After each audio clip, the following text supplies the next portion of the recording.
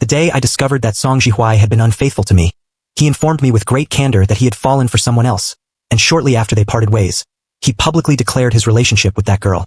I witnessed them kissing amorously. He pledged to her that they would wed after graduation, and he had made the same promise to me. 1. Hello? Brother Song, is Song Jihuai in the dormitory? I called him, yet he did not answer. Today marks the 3rd anniversary of Song Jihuai and me. I had not informed him of my impending visit, desiring to surprise him. However, I dialed his number for nearly half an hour, and he remained unreachable. Thus I was compelled to call his roommate. Ah, it is you, sister-in-law. Isn't Jihuai with you? I overheard the front desk of the Four Seasons Hotel call him yesterday, and I inquired if you were coming today, and he affirmed it. I was dumbfounded. He stated that Song Jihuai had departed an hour ago and advised me to proceed directly to him. After expressing my gratitude and terminating the call, I stood by the roadside for an extended period before suppressing the burgeoning suspicion in my heart. It was not that I was deluding myself, but I truly could not fathom that Song Jihuai would deceive me. I hailed a taxi and made a beeline for the Four Seasons Hotel. Seated in the vehicle, I was inexplicably nervous. Upon arrival, I negotiated with the front desk, and she divulged Song Jihuai's room number.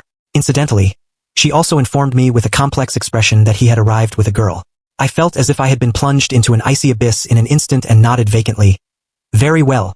The front desk ceased to concern herself with me, yet the final glance she cast in my direction was rather sympathetic.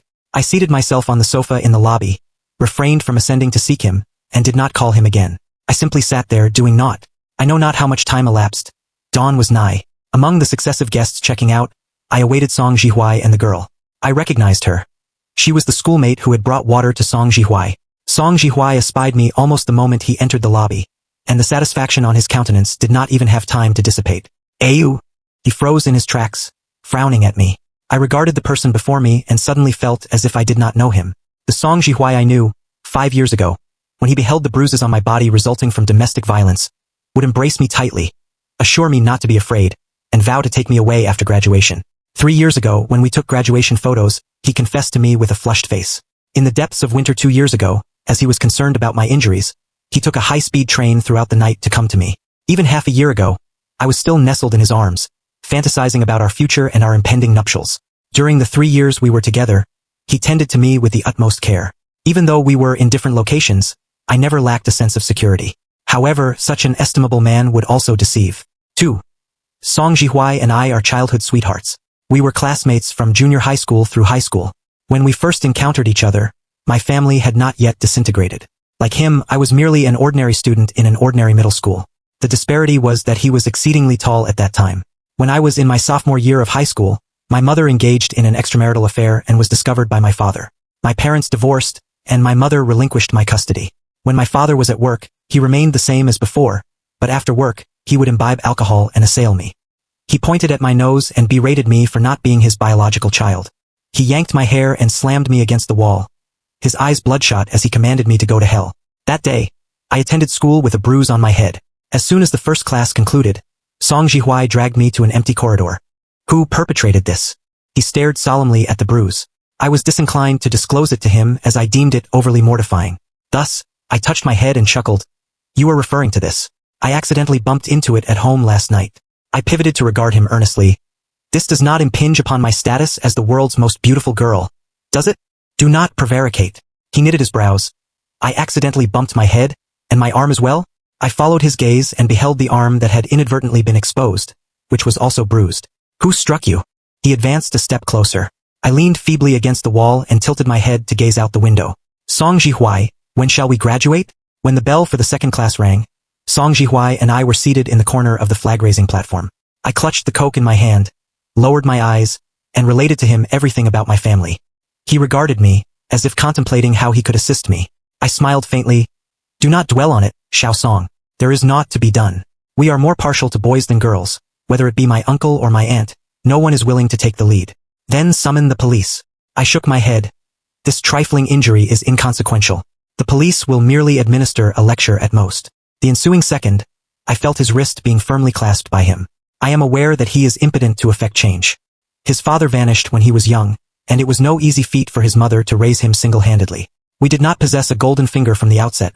We were merely ordinary high school students with an ordinary family background and mediocre academic performance. We might not even be considered ordinary, and there was a tinge of misery. 3. I shrugged lightly, endeavoring to alleviate the atmosphere, and smiled. In truth, it is not invariably thus. He will only act thus when inebriated. At other times, he is quite normal. Jiang Yu. I tilted my head to meet Song Jihuai's gaze. The boy's limpid black eyes were imbued with the determination of a youth.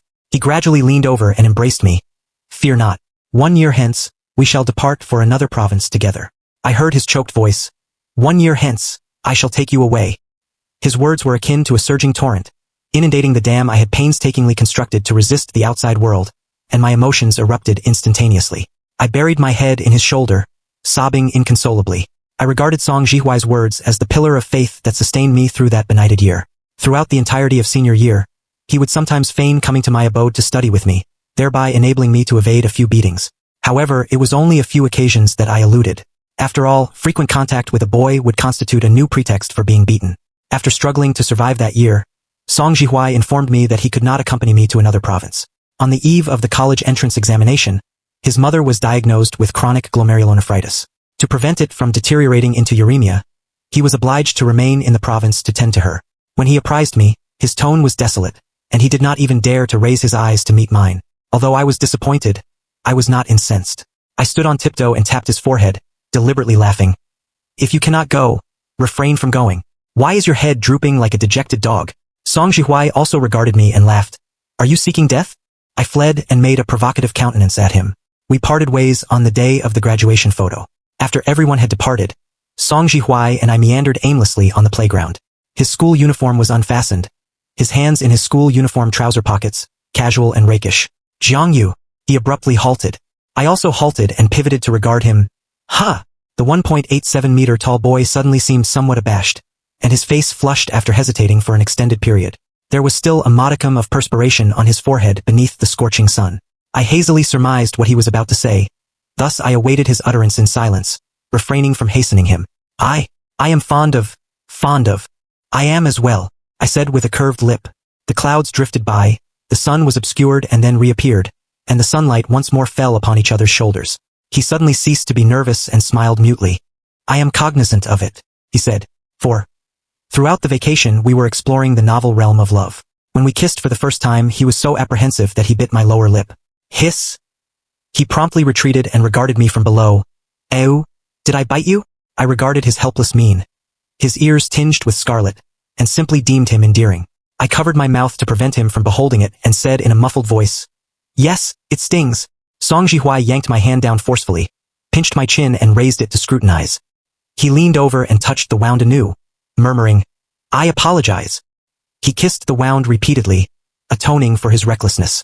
I felt as if my face were aflame and promptly buried myself in his arms, incapable of uttering a word regardless of what he said. His juvenescence, I only beheld it on that summer night adorned with cicadas. After the breakup, when he was with that junior, he was like an experienced amorist, bereft of any trace of his former self. Song Jihuai and I stared at each other for an extended period, yet he still held the junior with his arm, evincing no inclination to release her. The junior appeared somewhat ill at ease. I quietly awaited Song Jihuai to check out. You return to school first. He patted the junior's hand and said gently. I tightly clenched the hand dangling by my side. After exiting the hotel, we seated ourselves on a bench by the roadside. We are ill-suited, Ayu. I regarded the red mark on his Adam's apple and inquired. You suddenly realized it after 3 years, correct? However perturbed I was in my heart, I maintained a composed exterior. Song Jihuai no longer held any affection for me, and weeping before him would be futile. It would only render me appear querulous and dilatory, which was of no avail. I inhaled deeply and calmly reproached him. Song Jihuai, it is not that we are ill-suited, but that you have altered your affections and developed a liking for someone else. He regarded the vista ahead and tacitly concurred with my explanation. 5. Song Jihuai said, during the epidemic last year, you were stranded in Tianjin for over 2 months. During that interval, you were occupied with work during the winter vacation, and she was constantly by my side. I nodded. Well, this is the rationale for your infidelity. He lowered his head and smiled. Hearken to me. He did not possess a cantankerous disposition and continued to reminisce. When I returned home during the holidays, I discovered that her abode was in close proximity to mine, and she would visit me when she was at leisure. My mother invariably admonished me that I could not cause you concern and instructed me to maintain a distance from her. I did not hold a favorable impression of her, yet subsequently, Song Jihuai related to me that he had intended to travel to Tianjin to visit me, as the epidemic situation in Tianjin had ameliorated. However, as soon as he arrived at the train station, he received a call from his schoolmate, stating that his mother was unwell, experiencing severe pain in her waist, and was unable to stand upright, and that they were escorting his mother to the hospital. He halted a vehicle and proceeded directly to the hospital. The examination results indicated that there was nothing amiss, yet had his schoolmate not been present that day, I know not how long his mother would have endured the pain. "So you are moved?" I inquired. He nodded and conceded. "Yes, but I fell in love with her later." I heard this with my own ears, and my nose grew acrid. My heart felt as if it were being clenched by a hand, aching and rendering me breathless. Song Jihuai continued to soliloquize. That night, I was reclining on the accompanying bed in the hospital, and I mused that we were truly ill-suited. He tilted his head to regard me. "Oh, we have both endured excessive hardships, and it will be even more wretched after being together. I am incapable of providing you with superior conditions." The ubiquitous pretext of the scoundrel for terminating a relationship. He articulated it with great earnestness, yet it could not alter the fact that he had deceived. I could not maintain my composure and inquired coldly. "Then you could have severed ties with me at that time, yet you opted to deceive me behind my back." He smiled self-deprecatingly. "Perhaps it is because—" He paused. "I cannot bear to part with you." I heard his choking sound. "Oh, even now, I believe I still hold some affection for you." 6. The morning breeze of midsummer chilled me from the outside to the inside. I surmise it was the capricious weather at work. The air fell silent, and I did not respond to his convoluted psychological confession. He confessed that he developed an affection for her after engaging in an intimate encounter with another, and professed that he could not bear to part with me. He desired me to comprehend that profound affection does not necessarily entail loyalty. However, if we do not speak of loyalty, by what means are we qualified to discuss profound affection? Song Jihuai arose and disrupted my reverie. He gazed in the direction of the school. "I am departing. You ought to return to Tianjin as well," he said. "It is still somewhat chilly. You should seek a milk tea shop first. Presently, I am unable to drape my coat over you. It would be inappropriate." I mustered a forced smile, stood up, and distanced myself from him. "You are aware that I have endured much indirect harm due to my mother's infidelity, and I abhor cheating the most." His eyes were somewhat dimmed. I uttered the final sentence to him. "Now that you have cheated, our parting shall not be amicable. Song Jihuai, refrain from presenting yourself before me in the future, because you have wronged me." I circumvented him and departed, without hearing his footsteps and without casting a backward glance. The sun gradually grew warmer, and I was grateful that it was not a rainy day, and a sense of warmth gradually suffused my being. I hailed a taxi by the roadside and proceeded directly to the train station. The radio in the taxi happened to be playing Star Moon Mythology. Jinxia's voice emerged along with the current. "If we had mustered the courage to be together, would the outcome have been different?" I opened the window and permitted the wind to gust in. The wind was so forceful that my eyes could not contain the tears. I sniffled and wiped away the tears as if naught had transpired. The driver opportunely handed me a box of tissues from the front and refrained from speaking to spare my dignity. I opened the window as wide as possible and allowed the wind to howl in to muffle my sobs. Nay, the outcome would not have differed. If we had not been together, I believe the sole distinction is that I would not be more aggrieved than I am at present. In my estimation, the most stifling aspect in a person's life is not missing out, not separation by death, but having once possessed it beautifully, and the cause of its loss in the end was not any external factors, but simply because it had deteriorated. It had become putrid and beyond salvage. If I were not such a prideful individual, perhaps I would have inquired of Song Jihuai today. "Do you still recall what you said?" He had once avowed to me with the most ardent and earnest heart that he would wed me. 7.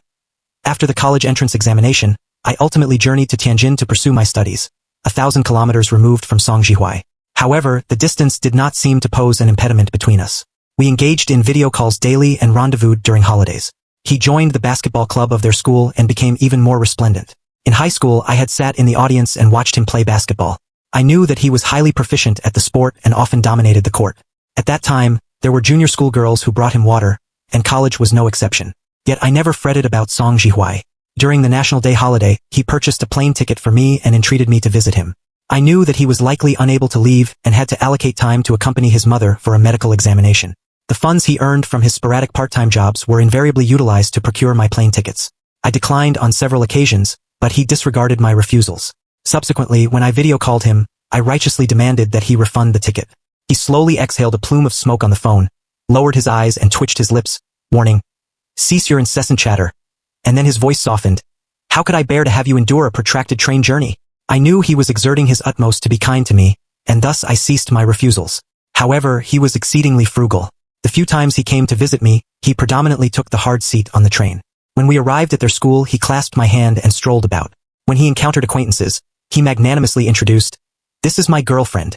In the evening, he escorted me to treat his roommates to a meal. One of them imbibed too much and commenced to jest. When do you intend to wed? I opened my mouth, desiring to state that we had been together for less than half a year. Song Jihui spoke first. I shall inform you when the date is determined. 8.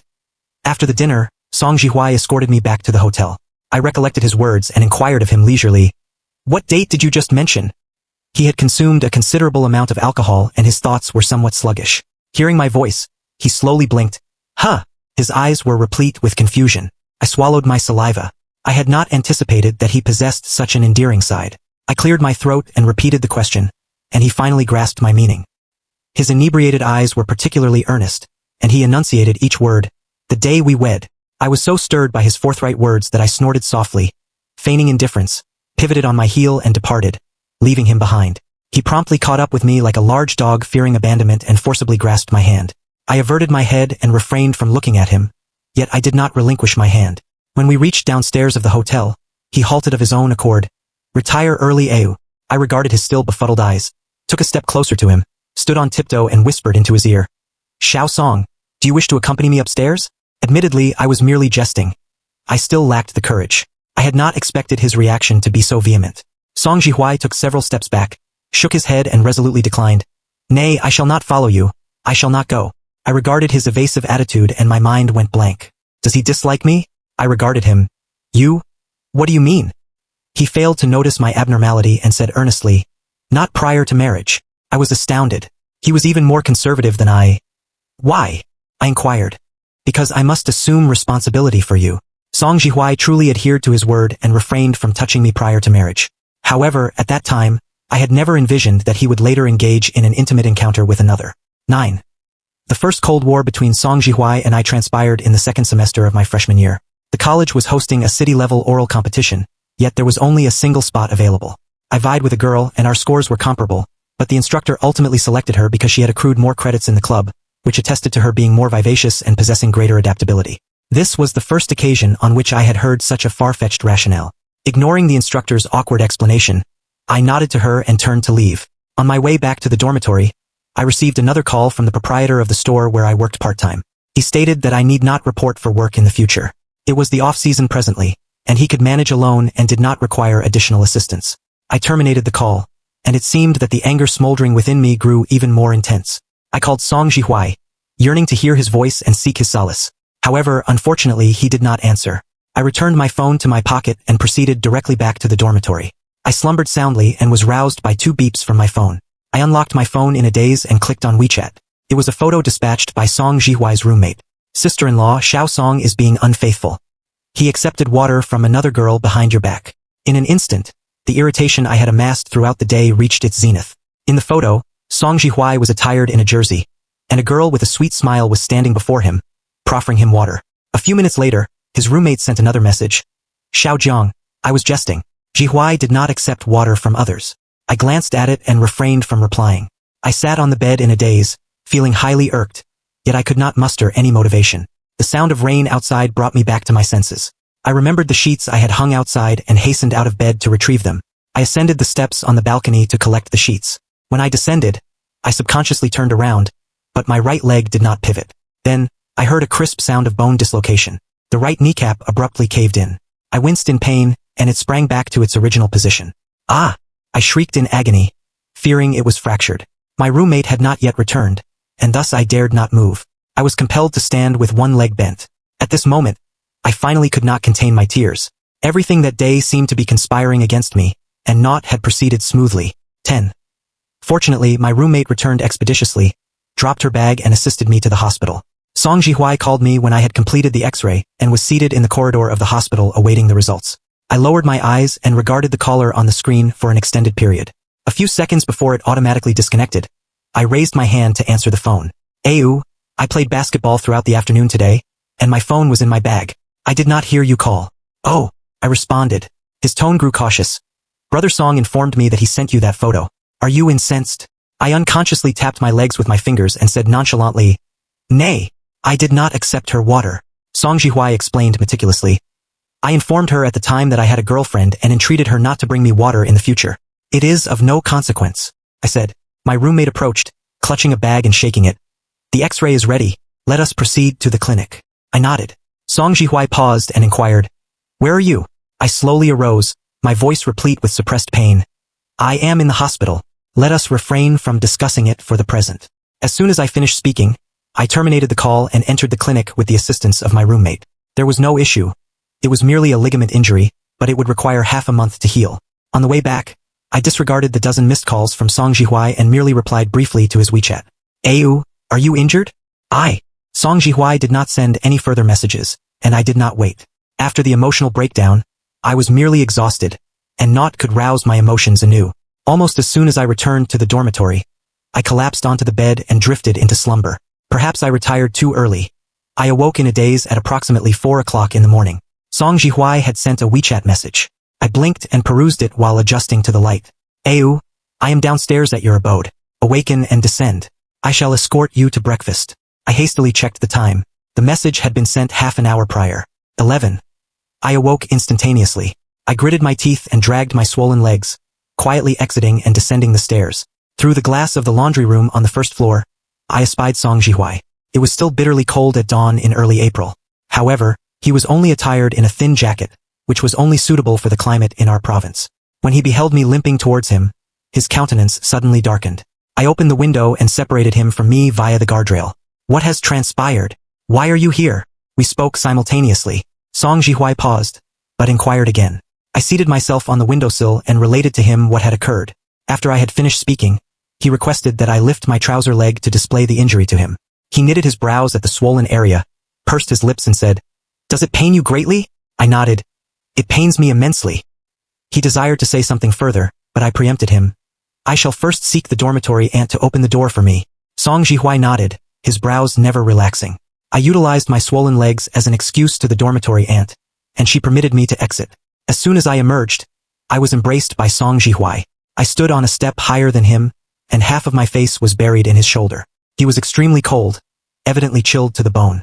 However, even so, he had not contemplated awakening me. "I apologize." His tone was somewhat heavy and contrite. I concealed myself in his arms and rubbed against him, whispering, "I forgive you." He had taken a 6-hour high-speed train to reach me overnight, and thus I would not harp on a trifling matter. At this time, even the commercial street outside was closed. Unable to bear his freezing state, Song Jihui carried me to the nearest hotel to rest. When I leaned on his back, the ginkgo tree beside us gradually receded, and my restless heart seemed to have finally discovered a haven, no longer merely on the surface. The light in the sky, the faint streetlights, the silent dawn, I and Song Jihui. At that moment, I truly anticipated his future more than ever. Song Jihui came and departed in haste. He had no fewer classes than I, yet he still came to me without hesitation. I recollected every minutiae of the past. Thus, even during the period of the Tianjin epidemic he mentioned, when the junior sister remained by his side and dedicated herself wholeheartedly, I did not suspect that he had someone else.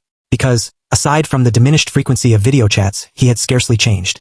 He still cared about everything concerning me, fretted about whether I wore my mask properly, whether I was being exploited by my superiors, and would purchase items for me from time to time.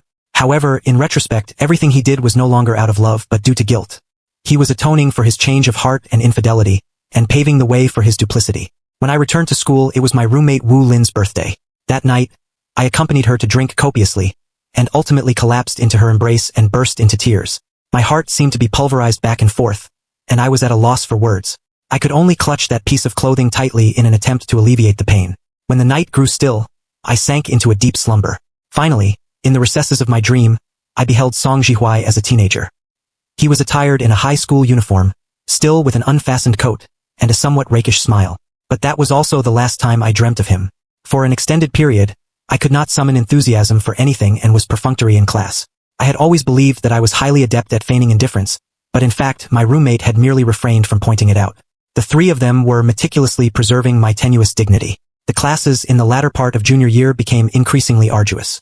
The school, apprehensive that the epidemic would recur, planned to conclude the classes 2 weeks prematurely. Amidst the mountains of papers and examinations, I had no leisure to be befuddled.